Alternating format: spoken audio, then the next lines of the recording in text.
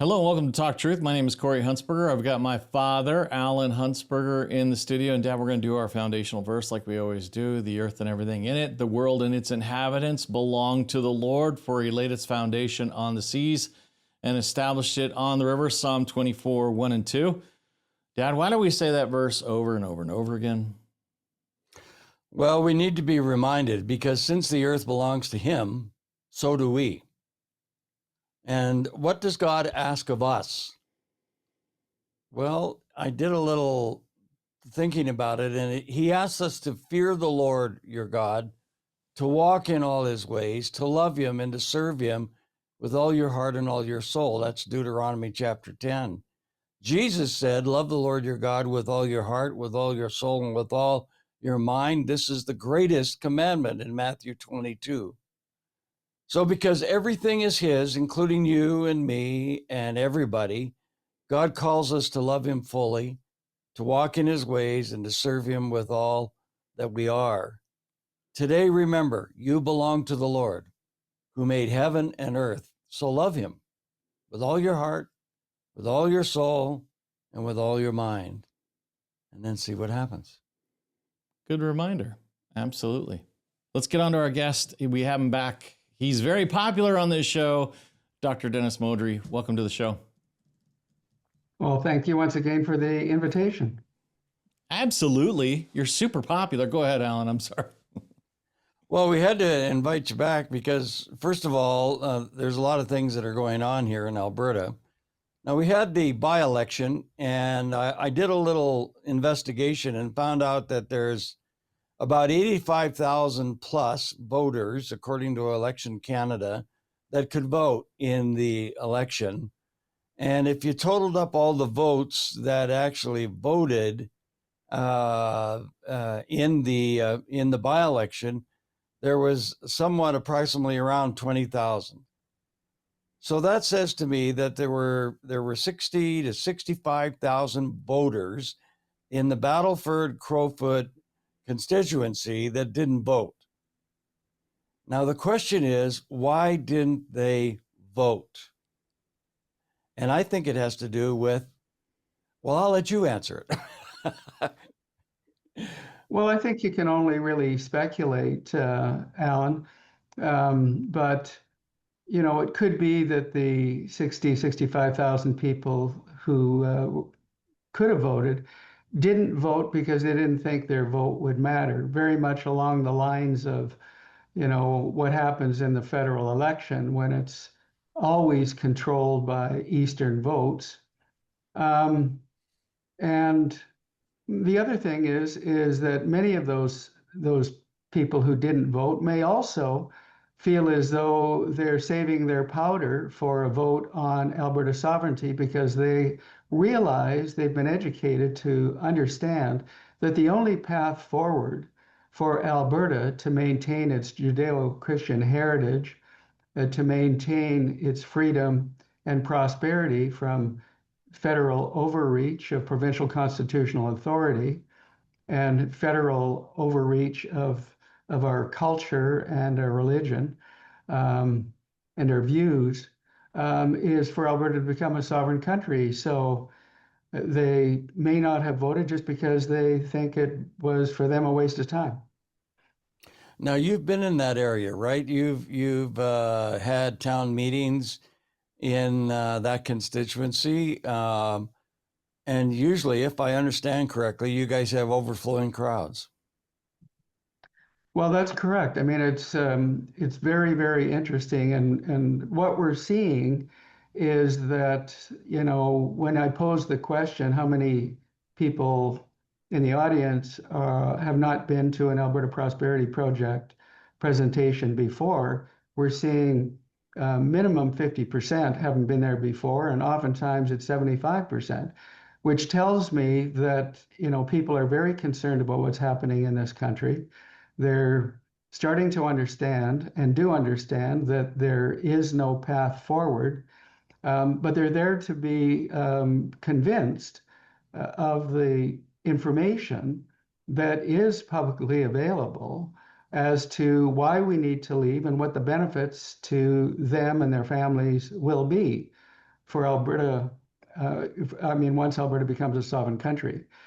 So yeah, we're seeing like yesterday in Strathmore, we had to bring out many more chairs to accommodate the people that were at the event.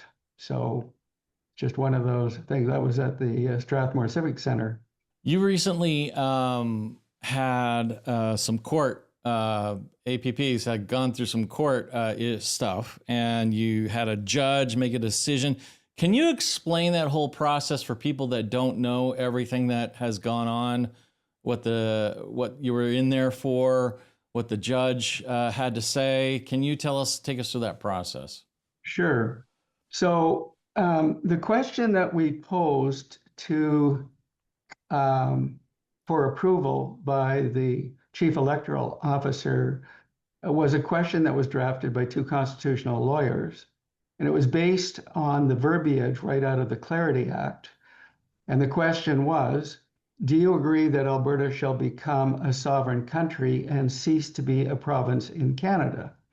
So when the chief electoral officer got that question and looked at the Citizens Initiative Act, which permits a constitutional question to be posed, he wondered whether or not, he didn't take a position on it, but he wondered whether or not the question ran afoul of the Constitution, Section 1 to 35, including the Charter of Rights, but in particular in relation to Aboriginal people in the province of Alberta. So that was the question. Did it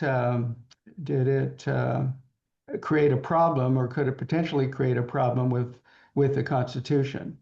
And what's sort of bizarre about the it being referred, if you will, to the court is because how is it that you can not ask a question to change the Constitution, and a conclusion being that it's unconstitutional?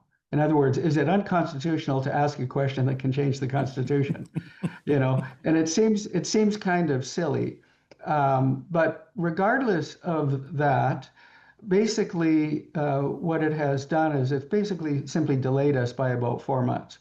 It gives us another 4 months to continue our massive educational campaign, the town halls, the media blitzes, particularly on social media, to continue educating the public. And so we'll get a decision in December, and we expect that the decision will be in favor of permitting our question to proceed to the public in a petition format, where the public will answer the question, do you agree that Alberta shall become a sovereign country and cease to be a province in Canada? And we know that we can win this petition question because we just need 177,000 people to sign the petition when it's time, and we have 4 months to collect the signatures, but we already have well over 250,000 people registered with us. That's why we know that we can be successful with the petition. And then that goes to the provincial government. Their responsibility is to hold a referendum at a time of their choosing. Now, what's really interesting in all of this is the question that the Alberta Prosperity Project has posed by Mitch Sylvester, who's our CEO,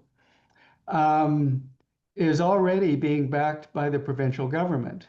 And so the provincial government legal team is working with our legal team in this court case. So I mean, it's hard to know what the actual outcome is, because as you know, anytime something goes to court, it's sort of a crapshoot. But it's also within the purview of the provincial government to remove that statement in the Citizens Initiative Act that is compliance with Section 1 to 35 in the Constitution. And so they may do that, because I know the Premier has come out directly in support of wanting the question to go forward. And so has Mickey Amory, the Minister of Justice. So, like I say, it's an interesting time, and we understand that Justice Beasley is he loves dealing with issues pertaining to the Constitution, but he's never had this one to play around with for a while. So I think he's just wants to have fun with it for a little while. We'll see. You think is it just the wording he has a problem with? Because it's weird to think asking a question is unconstitutional. Well, is it just the wording? It's partly the wording, and it's because when the provincial government created the revised Citizens Initiative Act, they included as a criteria that any question posed can't can't be unconstitutional in relation to Section 1 through 35 of the Constitution. So, so that's why we find it, sort of unusual that we need to even go through this process. But I like I said, I think we're just delayed by 4 months, and we'll start collecting the petition signatures. And I still think that we have a great opportunity to have the referendum in 2026. Don't you think that, there is going to be a resistance to this, and you are going to have to, go through the hoops just because the higher ups obviously maybe are afraid of the changes that may be made? Well, I think the bottom line here is two things. One, First Nations and the Indigenous population in Alberta may well be concerned because they have not yet fully been educated on the benefits to them that would accrue as a result of Alberta becoming a sovereign country. And those benefits are clearly articulated in the Value of Freedom document, number one. The other group that would be somewhat concerned, in fact, majorly concerned, is Eastern interests. As you know, we subsidize Eastern Canada with our wealth. Quebec doesn't take into account its revenue from hydro, so the equalization formula is really corrupted, by that.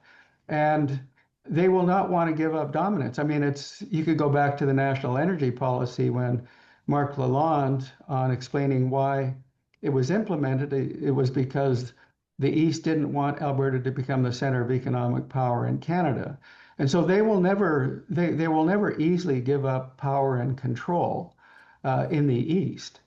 But at the end of the day, everything that they might try will fail, because even if they created new legislation that would block us proceeding along the lines of the Clarity Act, which right now is the legal pathway for a province to leave Canada, international law provides a different pathway.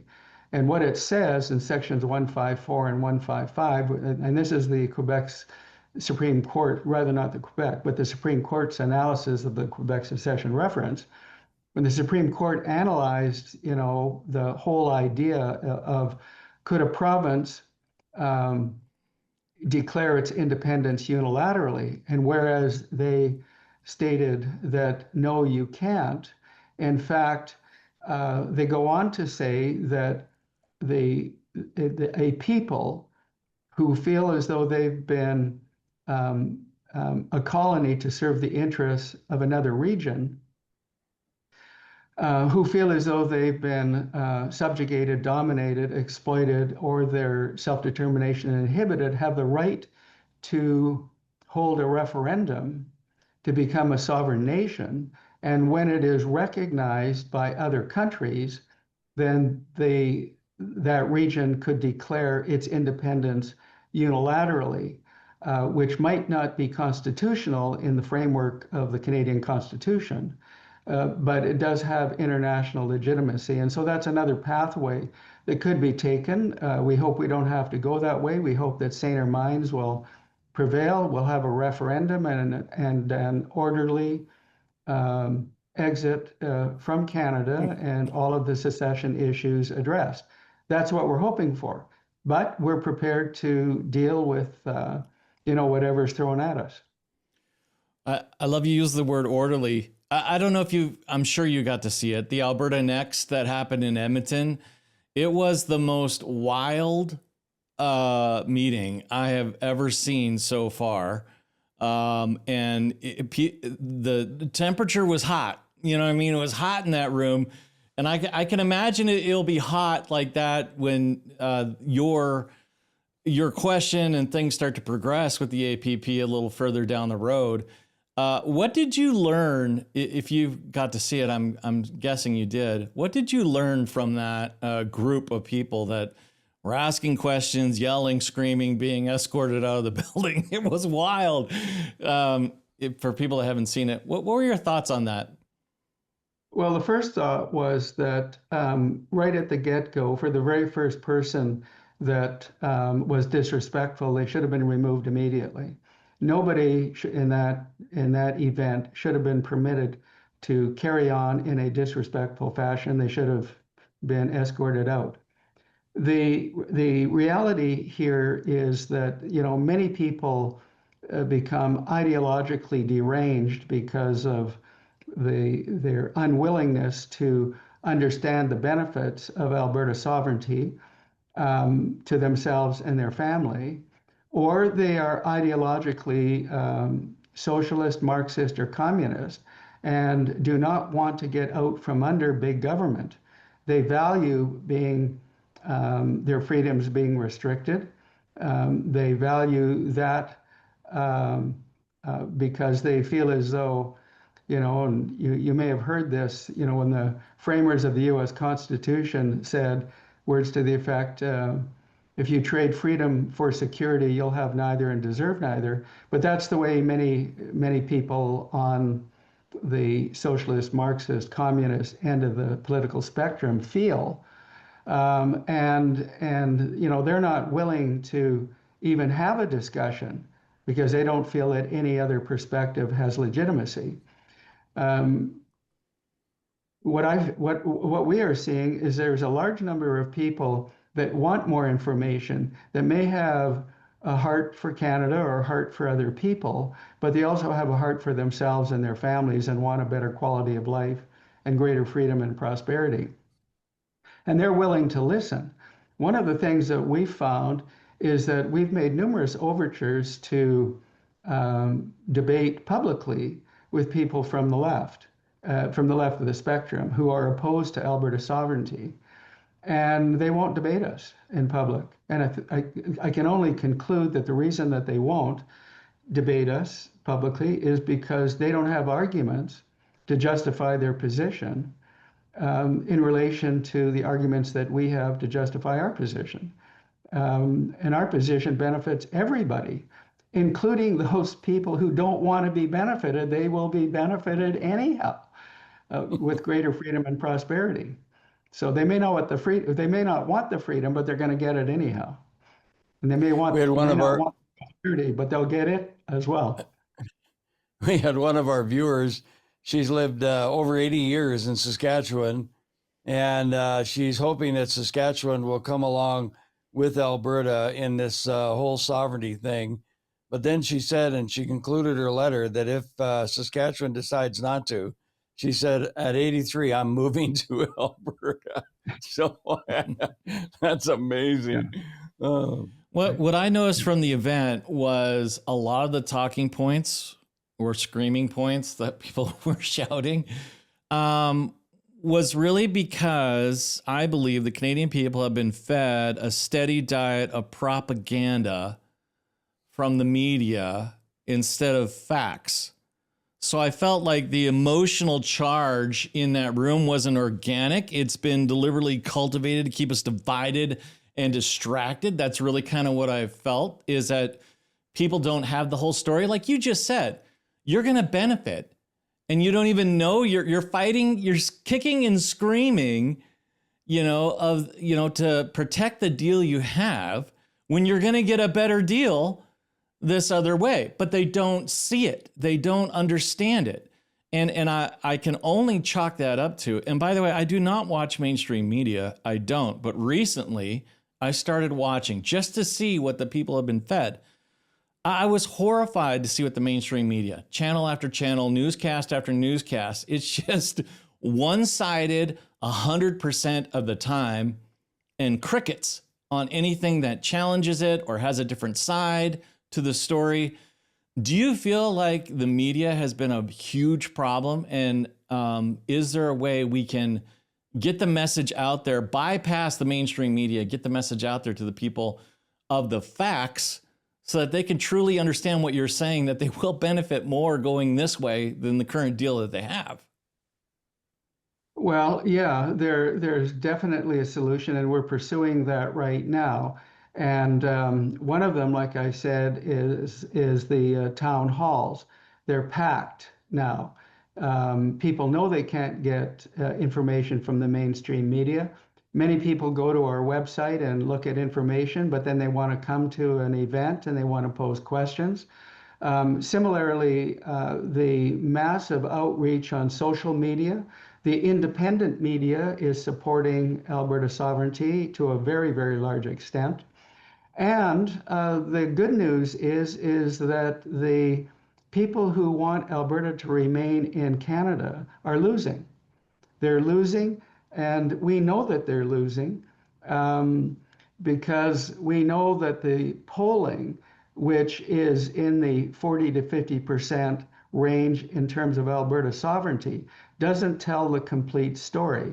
If you were to ask me the question, do I trust the polling? I would answer you this way. I would say the polling is not accurate, and here's why. We still exist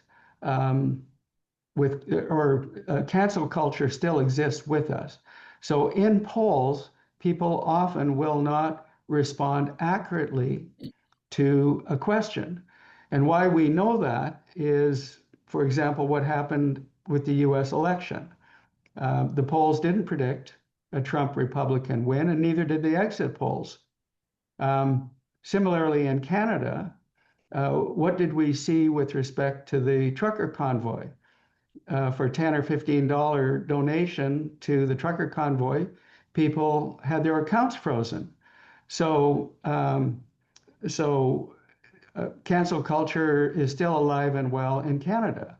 With COVID, for example, people stood up against it, and what happened? They may have lost their job, or they lost their license in some way, shape, or form. And so cancel culture is alive and well.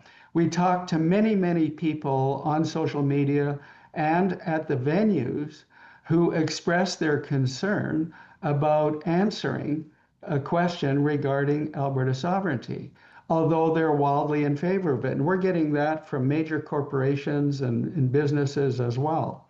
And then the final point I would make with respect to why I don't think polling is accurate is a couple of points. For number one, the entire UCP Board of Directors is in favor of Alberta sovereignty. Number two, 65% of the members of the UCP party are in support of Alberta sovereignty. And if you go back to 2021, the referendum on ending equalization, and 62% of Albertans voted to end equalization. As a thought exercise, you could ask the question, how many people who voted to end equalization would vote in favor of Alberta sovereignty in a referendum? Primarily because the only way you could end equalization would be for Alberta to become a sovereign country. I don't have the answer to that question, but I do believe, and so do many, many other people believe, that we already have a plurality. And I think that's what the anti-sovereignists are worried about, is that we're already winning this.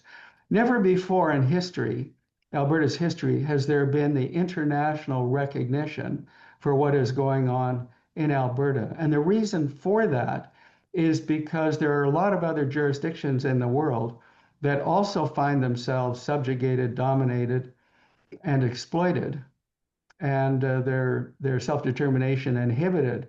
And they're looking at what happens in Alberta. They want us to be successful, and they're supporting us. And And so, these are some of the reasons why I think we're winning this battle, but we're not complacent. We're driving hard to get the message out to everybody. Young people, we're seeing a lot more young people coming to our events too. That's very interesting. Wow. Well, last question. I heard a rumor that you guys put in an application to put a float in the Whoop Up Days parade in Lethbridge, Alberta, and got denied. Is that true? I don't know, actually. There are so many things going on. We've got 20,000 volunteers, and there are all sorts of things going on. And so maybe somebody from our communications team knows that. Wow. Well, I hope they let you in the parade at Whoop Up Days in Lethbridge, Alberta. There's nothing wrong with a float. That's always fun. Well, Dr. Modry, thank you so much for being on the show. We really appreciate you, and we'll definitely have you back. Thanks so much for the invitation, and nice to see you both again. Take care. Well, always great to have Dr. Dennis Modry on. Hey, Alan. Always. The man's totally dedicated, and he's got so much more information that everybody needs to hear. We're going to have him on again. Yeah, and I don't know if you got to see Alberta Next. Did you watch the one with Edmonton? You need to go back and watch it. It was fire. It was just almost kind of sad, though, that Canadians have become a people that just can't sit and have a decent conversation and ask questions without screaming, yelling, cursing. Like it was wild. It was weird. I know, and it is sad, but that's what happens when you take away your love for your fellow man. Love and respect for your fellow man is really important.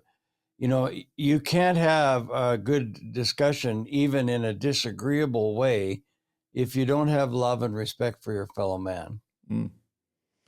I'm funny you said that. Those are the words from that scripture that went through my head. The love of others will grow cold.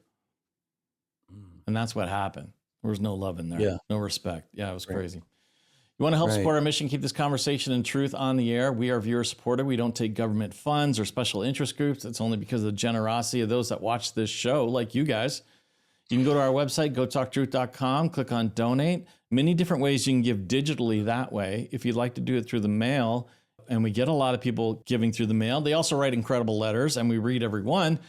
You can go ahead and make your gift payable to Heritage Christian Ministries Association and send it to 246 Stewart Green, Southwest, Suite 3260, Calgary, Alberta, T3H 3C8. And if you'd like prayer, you can call our toll-free line, 1-800-915-0056, and someone from our prayer team will pray with you. All right, Dad, we're out of time. We'll see you guys later.